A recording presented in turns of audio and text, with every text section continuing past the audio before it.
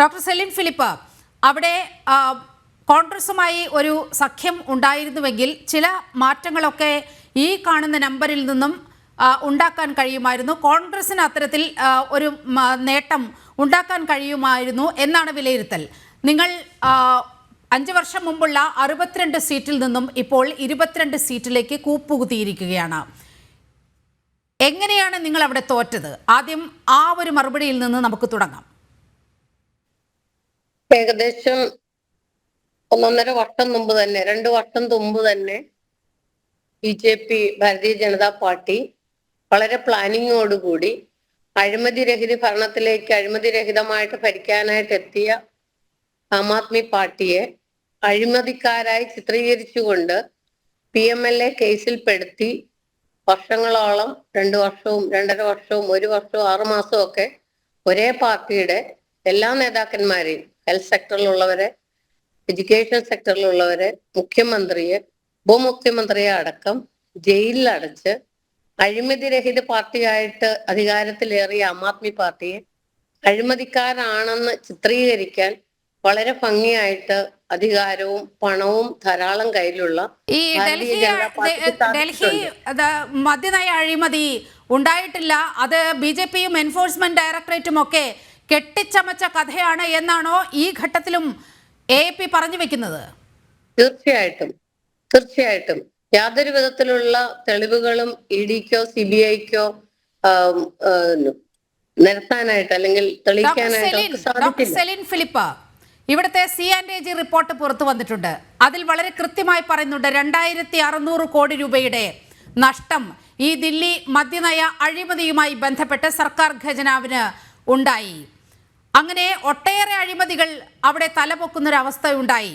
ഇതൊന്നും കണ്ടില്ലെന്ന് നടിക്കുകയായിരുന്നു വേണ്ടിയിരുന്നത്. ഇതൊക്കെ ഒരു കുക്ക്ഡപ്പ് സ്റ്റോറിയാണ് എന്ന് ഈ ഘട്ടത്തിൽ ആപ്പ് പറഞ്ഞിട്ടുണ്ടെങ്കിൽ അതിൻ്റെ അർത്ഥം എന്താണ് എന്നാണ് മനസ്സിലാക്കേണ്ടത്. കാരണം വളരെ കൃത്യമായി തെളിവുകളുടെ അടിസ്ഥാനത്തിലാണ് ഇത്തരത്തിൽ കേജ്രിവാളിനെ എൻഫോഴ്സ്മെന്റ് ഡയറക്ടറേറ്റും CBIയും ഒക്കെ അറസ്റ്റ് ചെയ്യുന്നതും ജയിലിലടയ്ക്കുന്നതും. മനീഷ് സിസോദിയെ എത്രയോ മാസം അവിടെ ജയിലിൽ കഴിയേണ്ട സ്ഥിതിയൊക്കെ ഉണ്ടായി. ഇതൊക്കെ വെറും ഈ ഒരു കെട്ടിച്ചമച്ച സ്റ്റോറിയുടെ പുറത്താണ് എന്നുണ്ടെങ്കിൽ ഇവിടെ കോടതിയടക്കം ഇടപെടേണ്ടി വരുന്ന ഒരവസ്ഥയൊക്കെ ഉണ്ടാകുമായിരുന്നില്ലേ? നിങ്ങളുടെ നിരപരാധിത്വം തെളിയിക്കാൻ ഈ ഘട്ടത്തിൽ പോലും നിങ്ങൾക്ക് കഴിഞ്ഞിട്ടില്ല. അപ്പോൾ ഇതൊക്കെ ഒരു കുക്ക്ഡപ്പ് സ്റ്റോറിയാണെന്ന് എങ്ങനെ ഈ ഘട്ടത്തിൽ ആപ്പിന് പറയാൻ കഴിയും?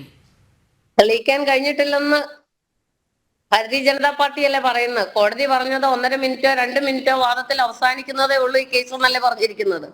അതുപോലെ കൂട്ടിലെ തത്തയാകരുതെന്നല്ലേ പറഞ്ഞിരിക്കുന്നത്.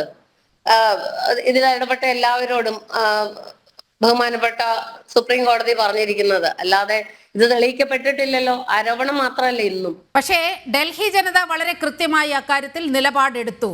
അഴിമതിയുടെ കറ പുരണ്ട ഈ ഭരണത്തിന് വോട്ട് നൽകേണ്ടതില്ല എന്ന് ഡൽഹി ജനത തീരുമാനമെടുത്തു. കെജ്രിവാളിന്റെ രാഷ്ട്രീയ ഗുരുവാണല്ലോ അണ്ണാ ഹസാരെ. അണ്ണാ ഹസാരയുടെ വാക്കുകൾ താങ്കൾ തീർച്ചയായും ചെവിക്കൊണ്ടിട്ടുണ്ടാകും, കേട്ടിട്ടുണ്ടാകും. അതിൽ പറയുന്നത് മദ്യത്തിലും പണത്തിലും മൂക്കുകുത്തി വീണു കെജ്രിവാൾ. ഈ ഒരു കൃത്യമായ രാഷ്ട്രീയ സംശുദ്ധതയിൽ നിന്നും വിട്ടുപോകരുത് എന്നുള്ള കാര്യം പലതവണ ആപ്പിന്റെ ഭാരവാഹികൾക്ക് നിർദ്ദേശം നൽകിയിരുന്നതാണ്. പ്രത്യേകിച്ച് കെജ്രിവാളിന് നിർദ്ദേശം നൽകിയതാണ്. പക്ഷേ അധികാരഭ്രമത്തിൽ അകപ്പെട്ടു പോയ കെജ്രിവാളിന് അതൊന്നും കേൾക്കാൻ സമയമുണ്ടായില്ല. ആ ഒരു വലിയ പതനത്തിലേക്ക് കെജ്രിവാളും പാർട്ടിയും എത്തിപ്പെട്ടതിന്റെ പൂർണ്ണമായ ഉത്തരവാദിത്വം ഈ അഴിമതി തന്നെയാണെന്ന് മറ്റാരുമല്ല പറയുന്നത്, അണ്ണാ ഹസാരെ, നിങ്ങളുടെയെല്ലാം രാഷ്ട്രീയ ഗുരു. അതിനെങ്കിലും ചെവിക്കൊള്ളണ്ടേ ശ്രീമതി സെലിൻ ഫിലിപ്പ്? ഇത് അഴിമതി ആരോപണങ്ങൾ ആർക്കും ആരോടും വേണമെങ്കിലും പറയാം. ഇപ്പം അന്ന് പാർലമെന്റ് ഇലക്ഷനിൽ ലാസ്റ്റ് ഇയർ 2024 ഇന്ത്യ സഖ്യം ഉണ്ടായിരുന്ന സമയത്ത് അരവിന്ദ് കെജ്രിവാളിനെ സപ്പോർട്ട് ചെയ്ത രാഹുൽ ഗാന്ധി പോലും ഇന്ത്യൻ നാഷണൽ കോൺഗ്രസിൽ, നമ്മളിപ്പോ ആം ആദ്മി പാർട്ടിയിലാണ് പ്രവർത്തിക്കുന്നതെങ്കിലും നമുക്ക് എന്നും ഇന്ത്യൻ നാഷണൽ കോൺഗ്രസിനോട് ബഹുമാനമുണ്ട്. കേരളത്തിലെ ജനങ്ങൾക്ക് പ്രത്യേകിച്ചും, ഇന്ത്യയിലെ ജനങ്ങൾക്കും കേരളത്തിലെ ജനങ്ങൾക്ക് പ്രത്യേകിച്ചും അവരെ വെറുത്തിട്ടൊന്നുമില്ലായിരുന്നു. പക്ഷെ ഇപ്പം അവരുടെ പ്രസ്താവനകൾ, അവര് പറയുന്നത് ഇത്രയും കറ പുരണ്ടതാണെന്നൊക്കെ വെറുതെ പറയുന്നതല്ലേ.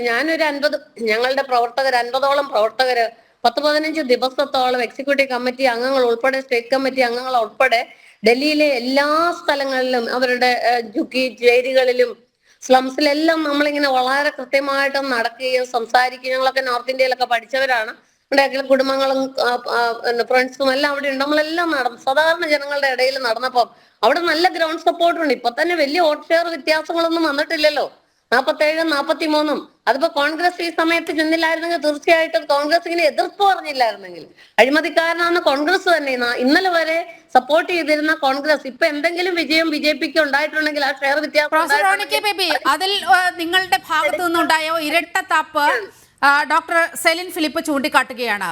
നമുക്കറിയാം, ഈ കെജ്രിവാളിന്റെ കേസ് വന്ന സമയത്ത് ആദ്യം രാഹുൽ കെജ്രിവാളിനോട് വളരെ അടുത്ത നിലപാടെടുത്തു. കെജ്രിവാളിന് വളരെ വലിയ ഐക്യദാർഢ്യം പ്രഖ്യാപിക്കുന്ന ഒരു ഘട്ടമുണ്ടായിരുന്നു. ആ സമയത്ത് എനിക്ക് തോന്നുന്നു മറ്റൊരു കേസുമായി ബന്ധപ്പെട്ട് സോണിയയും നാഷണൽ ഹെറാൾഡ് കേസിൽ സോണിയയും രാഹുലുമൊക്കെ ചോദ്യം ചെയ്യലിന് വിധേയമായിക്കൊണ്ടിരിക്കുന്ന ഒരു അവസ്ഥയിലാണ് കെജ്രിവാളിന്റെ കേസും ആ സമയത്ത് വരുന്നത്. അപ്പോൾ വലിയ ഐക്യദാർഢ്യം പ്രഖ്യാപിക്കുകയാണ് അന്ന് കെജ്രിവാളിന് ചെയ്തത്. പക്ഷേ പിന്നീട് അങ്ങോട്ട് നോക്കൂ, ഏറ്റവും വലിയ അഴിമതി രാജാവ്, അഴിമതിയുടെ സൂത്രധാരൻ, ഡൽഹി മദ്യനയ അഴിമതിയുടെ സൂത്രധാരൻ എന്നാണ് രാഹുൽ കെജ്രിവാളിനെ വിശേഷിപ്പിച്ചത്. അങ്ങനെ ഒരു മലക്കം മറിച്ചിൽ എന്തുകൊണ്ടായിരുന്നു? പിന്നീട് കെജ്രിവാൾ തെറ്റുകാരനാണ്, അഴിമതിക്കാരനാണ് എന്ന് നിങ്ങൾക്ക് ഏത് ഘട്ടത്തിലാണ് ബോധ്യം വന്നത്? കേജ്രിവാൾ അധികാരത്തിൽ വരുന്ന ഡോക്ടർ സെലിൻ ഫിലിപ്പ്, ഞാൻ ചോദിച്ചത് പ്രൊഫസർ റോണി കെ ബേബിയോടാണ്. അദ്ദേഹം ഒന്ന് മറുപടി പറഞ്ഞിട്ട് ഞാൻ അങ്ങയിലേക്ക് വരാം. ഈ അരവിന്ദ് കേജ്രിവാള് വ്യക്തിപരമായി ഇതിനകത്ത് അഴിമതി കാണിച്ചോ ഇല്ലയോ എന്നുള്ളതിനെ കുറിച്ച് കോടതി അത് പറയേണ്ടിയിരിക്കുന്നു. പക്ഷേ അവിടെ അഴിമതി നടന്നിട്ടുണ്ടെന്നും ഡൽഹി സർക്കാർ അറിഞ്ഞുകൊണ്ട് തന്നെ അവിടെ അഴിമതി നടന്നിട്ടുണ്ടെന്നും വളരെ വ്യക്തമാണ്. അതുകൊണ്ടാണല്ലോ 2 മിനിറ്റ് കൊണ്ട് അരവിന്ദ് കേജ്രിവാളിനെതിരെ വ്യക്തിപരമായിട്ടുള്ള വാദപ്രതിവാദം തീരുമെന്ന് പറഞ്ഞ കോടതി മനീഷ് സിസോദിയെ 6 മാസത്തേക്കാണ് അറസ്റ്റ് ചെയ്ത് ജയിലിട്ടത്. അവിടെ അഴിമതി നടന്നിട്ടുണ്ട്, അത് ആം ആദ്മി സർക്കാർ അറിഞ്ഞുകൊണ്ടാണ്. അതിനകത്ത് അരവിന്ദ് കേജ്രിവാളിന്റെ വ്യക്തിപരമായ പങ്ക് ആണ് ഇവിടെ നമുക്ക് സംശയാസ്പദം. അവിടെയാണ് ഇപ്പോൾ കോടതി അവിടെ ഒരു ആനുകൂല്യം കൊടുത്തു നിൽക്കുന്നത്. അതിനർത്ഥം ആ കേസ് തീർന്നിട്ടുണ്ടെന്നോ അല്ലെങ്കിൽ ഈ ആം ആദ്മി സർക്കാരിനെ പൂർണ്ണമായും ആ കേസിൽ നിന്നും ഒഴിവാക്കിയിട്ടുണ്ടോ എന്നൊന്നുമില്ല. അപ്പോൾ അവിടെ ഞങ്ങൾ എന്താണ് ഇവിടെ അരവിന്ദ് കേജ്രിവാളിന് നൽകിയ പിന്തുണ, അദ്ദേഹം അഴിമതിക്കാരനല്ല എന്ന് പറഞ്ഞുകൊണ്ടല്ല, അദ്ദേഹം ഒരു മുഖ്യമന്ത്രിയാണ്. ആ മുഖ്യമന്ത്രിയെ ED ഉൾപ്പെടെയുള്ള കേന്ദ്ര അന്വേഷണ ഏജൻസികൾ അറസ്റ്റ് ചെയ്യണമെങ്കിൽ അതിനൊരു മാനദണ്ഡം ഉണ്ടാവണം. അല്ലാതെ അദ്ദേഹത്തിന് വീട് മതിൽ കടന്നു കയറി മതില് ചാടിക്കടന്ന് കഥകൾ ചവിട്ടി പൊളിച്ച് അല്ല ഒരു മുഖ്യമന്ത്രി അറസ്റ്റ് ചെയ്തു പോകേണ്ടത്.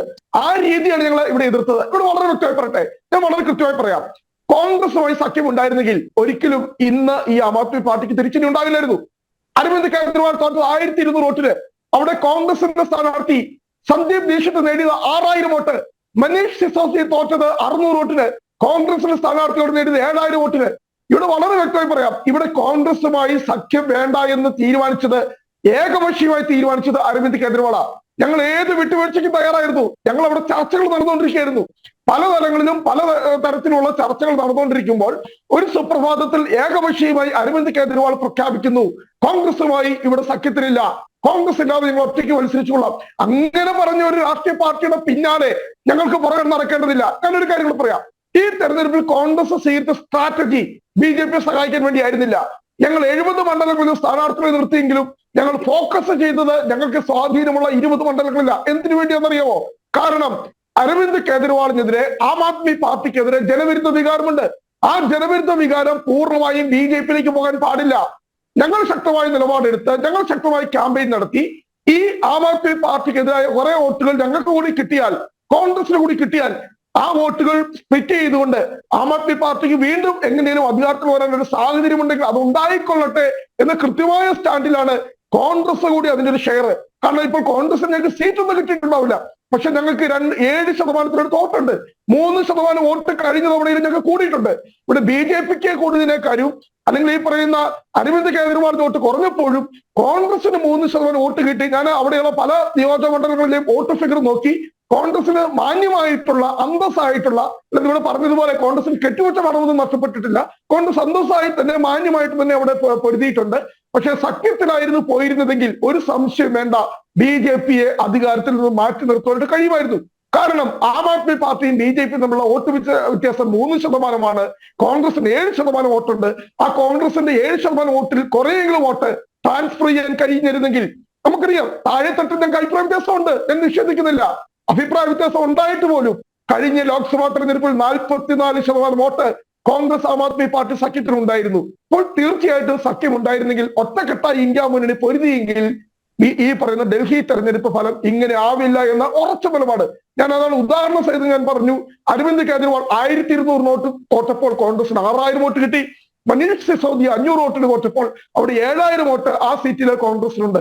ഇതാണ് ഡൽഹിയുടെ മുഴുവൻ ആയിട്ടുള്ള പൊതുചിത്രം എന്ന് പറയുന്നത്.